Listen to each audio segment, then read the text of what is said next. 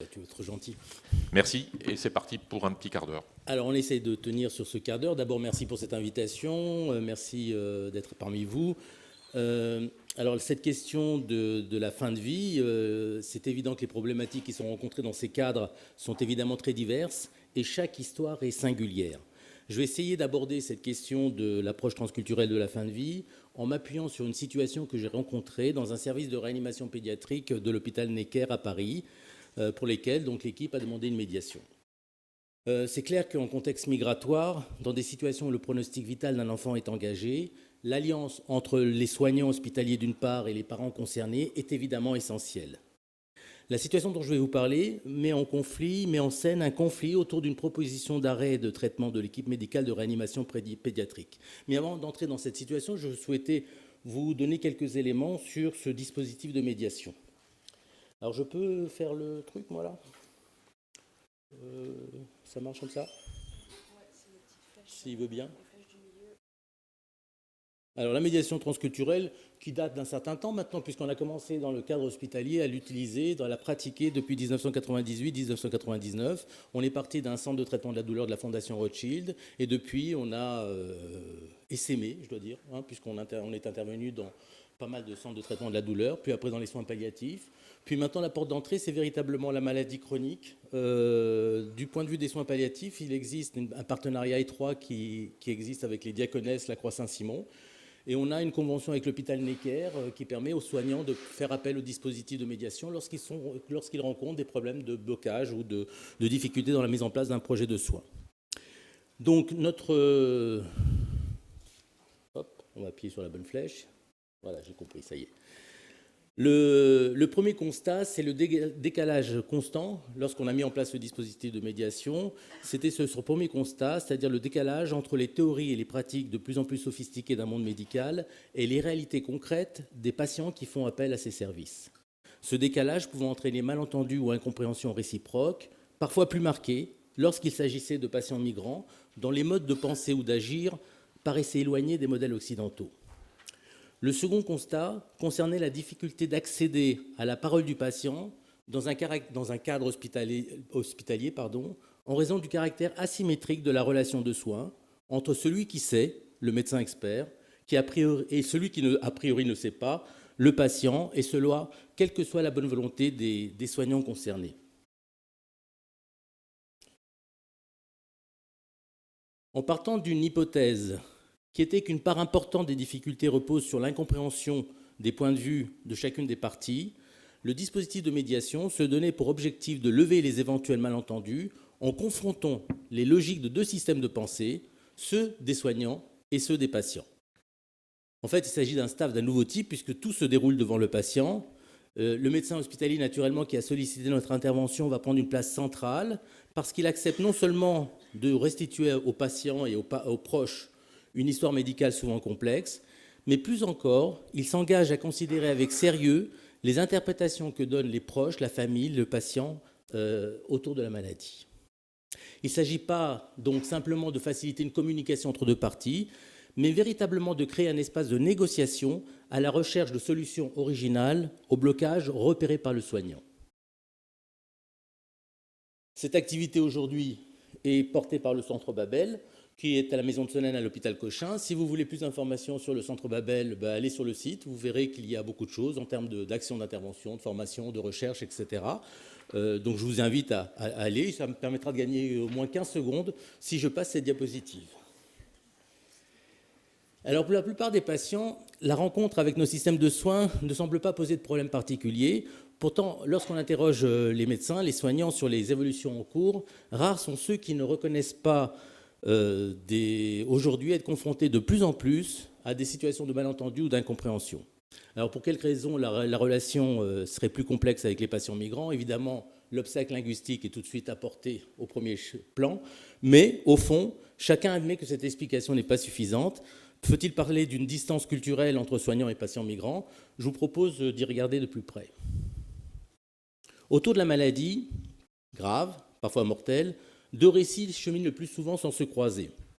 Le premier, celui que le médecin construit à partir des symptômes du malade, son objectif essentiellement diagnostique et thérapeutique. Le second récit est celui du patient qui l'aide à donner du sens à une effraction qui met en péril sa vie. Pourquoi moi ou celle de ses enfants? Pourquoi mes enfants? Pourquoi maintenant? Cette quête de sens face à la maladie grave est universellement partagée par les êtres humains où qu'ils se trouvent. Elle est donc beaucoup plus large que la recherche d'une causalité qui est l'objet de toute l'attention du médecin. Cette quête du patient face au mal est à la fois individuelle et collective. Elle se nourrit de son expérience de vie, mais elle va puiser également dans les interprétations collectivement admises de la maladie et du malheur qui sont propres à chaque communauté humaine. Ces deux récits sont donc de nature différente et en général ils s'ignorent. Le discours médical énonce le point de vue officiel sur la maladie et considère qu'il a le monopole de sa définition. Pour la médecine occidentale, la maladie est une et universelle. Le récit du patient, quant à lui, est toujours singulier et exceptionnel. Il ne cherche pas à établir la vérité, mais à construire un sens dont la portée est toujours locale. Il n'est pas forcément délié de la pensée médicale avec laquelle il va entretenir des rapports complexes qui peuvent aller de la compétition absolue à une adhésion complète. Dans nos entretiens cliniques, un patient peut parfaitement reconnaître que sa maladie est due au virus du sida ou au bacille tuberculeux, tout en expliquant que le virus est le bras armé d'un acte de sorcellerie dirigé contre lui.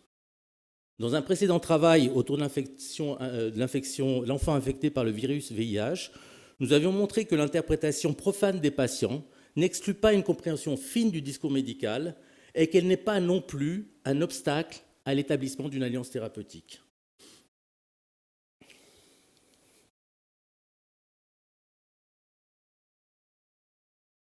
Alors, pour les anthropologues, si on se réfère au courant d'anthropologie médicale américaine, tels que des gens comme Arthur Kleinman, qui postulent que la maladie est toujours une construction qui est constituée par l'acte interprétatif et qu'elle ne peut être saisie que par lui.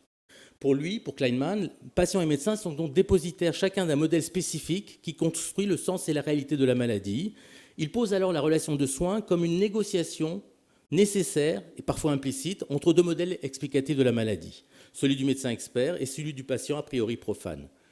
À partir de cette position, nous sommes partis du postulat que certaines situations de blocage sont liées à un échec de la négociation entre les deux modèles en présence. La médiation a alors toujours pour objet de reprendre cette négociation pour favoriser l'appropriation par le patient du modèle médical, tout en gardant vivant son propre modèle explicatif. Dans notre dispositif, le postulat de base, c'est que le patient détient une partie de l'explicitation de la problématique qu'il pose et donc d'une partie des réponses pour y faire face.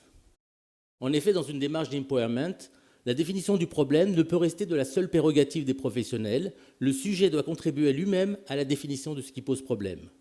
Le défi en médecine est évidemment alors de passer de l'application unilatérale d'une expertise qui conduit à une prescription à une négociation fondée sur une mise en commun des connaissances.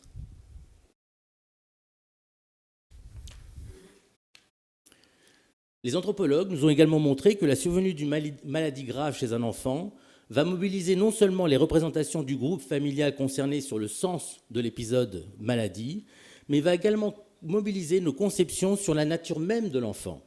Si dans nos sociétés occidentales, les conceptions majoritaires s'appuient sur la notion de sujet, dans d'autres sociétés dites traditionnelles, l'enfant n'existe en tant que sujet que parce qu'il est celui qui opère la jonction entre des mondes a priori séparés. Naturellement, un premier niveau entre la lignée paternelle et la lignée maternelle, mais au-delà, entre le monde des vivants et celui des morts, voire celui des ancêtres ou des esprits. Ainsi, dans nos services hospitaliers, on va avoir deux types d'interprétations qui vont circuler. Aux interprétations de la maladie qui sont proposées par le corps médical vont répondre le plus souvent de manière souterraine, d'autres modèles explicatifs, ceux des patients et de leurs proches. C'est à partir de ces modèles qu'ils vont organiser leur propre réseau de soins, et cela en parallèle au circuit de soins hospitaliers. Ces démarches, souvent collectives d'ailleurs, se construisent dans le cadre de systèmes de pensée complexes qui sont propres à un groupe humain et offrent des trames pour lire et comprendre le monde.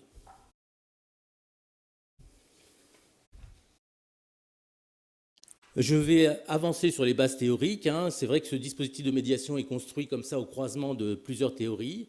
Le premier, effectivement, on peut parler des pratiques narratives parce que c'est vraiment un support extrêmement important de tous les dispositifs de médiation qui implique véritablement une redéfinition radicale de la relation médecin-patient dans laquelle le récit de l'histoire de la maladie que le patient raconte à son médecin va véritablement être au cœur de l'acte médical. Mais entrer dans le monde de l'autre implique de l'accepter, au moins provisoirement, et on verra que ce n'est pas si simple. Dans la médiation transculturelle, on va essayer de répondre à deux questions. La première, c'est comment traduire aux patients les logiques d'intervention des soignants et permettre à ces patients de devenir des acteurs possibles de leur prise en charge. La seconde question, c'est comment permettre l'émergence du point de vue de ces patients dans un monde où l'expertise médicale dispose d'un véritable monopole. En considérant que l'émergence de ce point de vue, c'est une condition essentielle pour faire émerger des potentialités familiales, locales ou communautaires. Alors, pour entrer dans le dispositif de médiation, comme vous le voyez, ça se fait sous la responsabilité d'un médecin animateur qui va s'associer avec un médiateur interculturel pour rentrer en relation avec le patient ou la famille. Le dispositif de médiation, habituellement, il se déroule toujours dans le locaux du service demandeur. Il y a un nombre d'interventions extrêmement limité, puisque 80-90% des situations se déroulent sur une seule fois. Parfois un peu plus longtemps, on verra que dans le cas des soins palliatifs, ça peut être effectivement un peu plus long. L'entretien se réalise dans un groupe élargi. On retrouve, comme dans les médiations classiques, le patient qui est accompagné comme il le souhaite par ses proches, le médiateur transculturel, qui est un professionnel, le ou les soignants qui ont en charge la situation et qui ont sollicité l'intervention, enfin le médecin animateur responsable du dispositif, qui a pour rôle de gérer l'ensemble des interactions lors de l'entretien. Alors, on va rentrer maintenant. Ça va dans le timing? Je ne vais pas regarder, mais je suis à peu près bien. Oui, parfait, c'est génial, même trop. Alors, donc la situation clinique dont je vais vous parler, elle se passe donc dans un service de réanimation pédiatrique à l'hôpital Necker. On va donc le tableau, donc elle va concerner les parents d'un nourrisson qu'on va appeler Emanuela, qui est un nourrisson de 2 mois. Ce nourrisson est né dans un tableau médical particulièrement lourd, comme vous le voyez. Il est né avec le nourrisson est né avec de très graves malformations. Les parents, la mère est antillaise, le père est camerounais, ils appartiennent tous deux à l'église du christianisme céleste. Vous les voyez. Le premier mois de la vie va se dérouler de manière extrêmement lourde pour le nourrisson et pour ses parents, naturellement, avec tout le détail de tout ce qui va être tenté. Je vous laisse découvrir cela.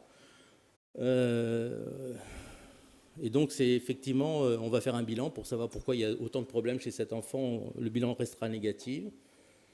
Vous voyez un petit peu toutes les problématiques qui sont dépistées par l'équipe médicale. Devant ce tableau extrêmement lourd et les séquelles multiples qui nécessitent des interventions avec un pronostic très peu favorable, une décision collégiale d'arrêt de soins est prise suite à une consultation d'éthique. Plusieurs entretiens vont donc avoir lieu avec les parents pour leur expliquer la position médicale, mais ces derniers, accompagnés par l'oncle de l'enfant, vont alors s'opposer, menaçant même le chef de service. À un moment donné, un groupe de personnes portant la tenue liturgique des chrétiens célestes, groupe auquel appartiennent les parents, vont même venir dans le service de réanimation pour prier au chevet de l'enfant. Vous imaginez un peu le désordre dans le service. Devant cette situation de blocage et les remous entraînés par le conflit, une médiation est proposée et acceptée par les parents. Alors, la première question que je me suis posée dans cette affaire-là, c'était vraiment de choisir de quel type de médiateur j'allais prendre. Est-ce que j'allais prendre un médiateur camerounais, peut-être comme le papa, ou un médiateur antillais comme la maman? En fait, je me suis rendu compte très vite que si j'avais besoin d'un médiateur, si je pouvais trouver un médiateur, c'était quelqu'un qui appartenait au monde du christianisme céleste et qui pouvait me faire entrer dans ce monde. Or, les collègues avec qui je travaille, aucun d'entre eux ne correspondait à ce profil.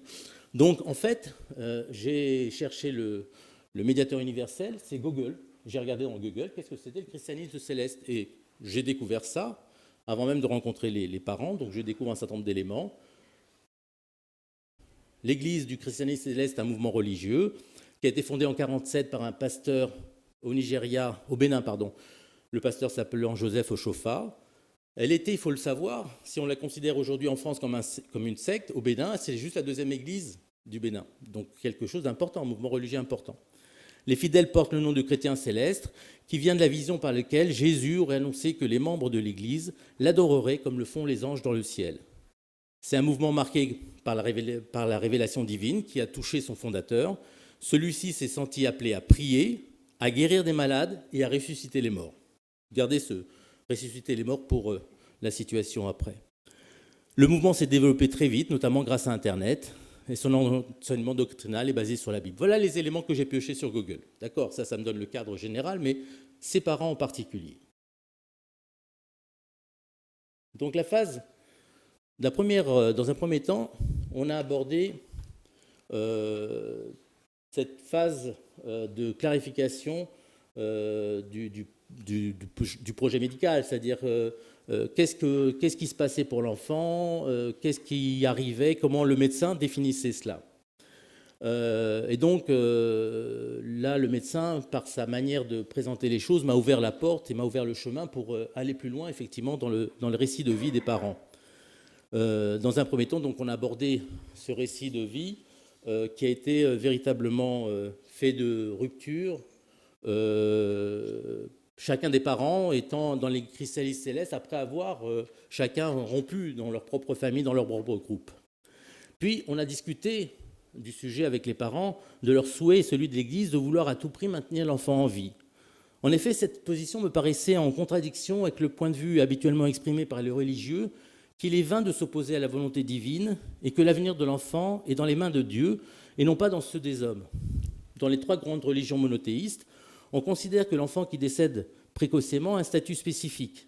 Ainsi, dans la tradition juive, l'âme d'un enfant mort avant 30 jours est pure, c'est-à-dire non entachée de péché.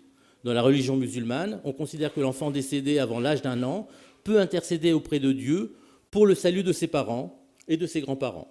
Enfin, chez les chrétiens, qu'il ait vécu quelques minutes ou quelques mois, le bébé mort baptisé a un avenir de gloire. Il va directement au paradis où il devient un petit ange, proche de Dieu et de ses saints. Dans ce contexte, quel sens pouvait avoir la position des parents et de l'Église à laquelle ils appartenaient ?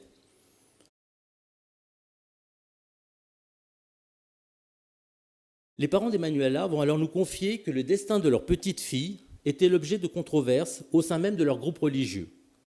En effet, le pasteur de leur groupe, qui est également le frère du père de l'enfant, donc l'oncle de l'enfant, avait eu une vision qui lui indiquait qu'il fallait maintenir à tout prix l'enfant vivant, car elle devait apporter bonheur et prospérité à l'ensemble du groupe.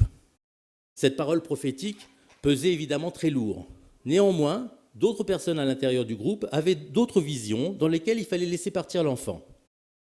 Le destin d'Emmanuela était donc au centre d'une polémique où ce qui se jouait réellement était une position de pouvoir au sein du groupe religieux. La mort d'Emmanuela aurait signé la défaillance du pasteur et peut-être même son éviction en tant que telle. Dans ce conflit, la position du père d'Emmanuela était particulièrement délicate puisque se jouait la position de pouvoir de son propre frère.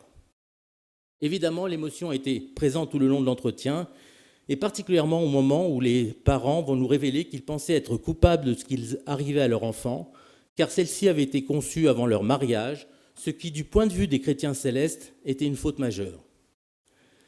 Il a fallu laisser les doutes s'exprimer, leur tristesse se manifester, pour aborder ensuite ce qu'il convenait de faire vis-à-vis d'Emmanuela. C'est la mère d'Emmanuela qui est la première à assumer la décision de laisser partir son enfant, son mari restant plus circonspect, certainement du fait de son lien de parenté avec le pasteur. Néanmoins, à aucun moment il ne va s'opposer à la parole de sa femme. Cependant, la mère d'Emmanuela va poser une ultime condition, celle de pouvoir veiller le corps de son enfant pendant 3 jours et 3 nuits, car elle voulait être présente pour le moment où son enfant ressusciterait, car elle considérait que si le pasteur avait raison, son enfant reviendrait. Nous avons considéré cette demande avec sérieux, et nous avons réfléchi avec le médecin réanimateur présent quelles solutions pouvaient être envisageables en tenant compte des contraintes organisationnelles de l'hôpital. Une date ensuite a été fixée pour débrancher l'enfant. Ce jour-là, la mère d'Emmanuela est venue, seule, l'absence du père témoignant probablement du conflit de loyauté. L'enfant n'est pas revenu d'entre les morts. Au cours de cet entretien, les parents d'Emmanuela ont pu exprimer longuement sur leurs épreuves. Ils nous ont autorisés à entrer dans la complexité du monde des chrétiens célestes, à cheminer avec eux dans des logiques qui sont parfois très éloignées de nos modèles cartésiens. Ils ont accepté de se confier, de témoigner de leur ambivalence vis-à-vis de la décision à prendre, partagée entre leur foi leur loyauté au pasteur et leur sentiment de culpabilité. J'ai voulu vous présenter cette situation, mais elle doit pas, parce qu'elle est assez spectaculaire évidemment, mais elle ne doit pas masquer toutes les situations en réanimation qui, moins spectaculaires que celle-ci, nécessitent toujours les conditions d'un échange entre patients et soignants. Pour terminer, en conclusion, je crois que cette démarche de médiation, elle est véritablement dans ce mouvement, elle s'inscrit véritablement dans le mouvement de soins qui est centré sur le patient, qui insiste sur la prise en compte du point de vue du désir du patient dans tous les aspects de la prise en charge. Mais pour être réellement efficaces, ces soins devraient intégrer la compréhension de la diversité des mondes où évoluent les patients et se doter d'outils leur permettant d'y accéder.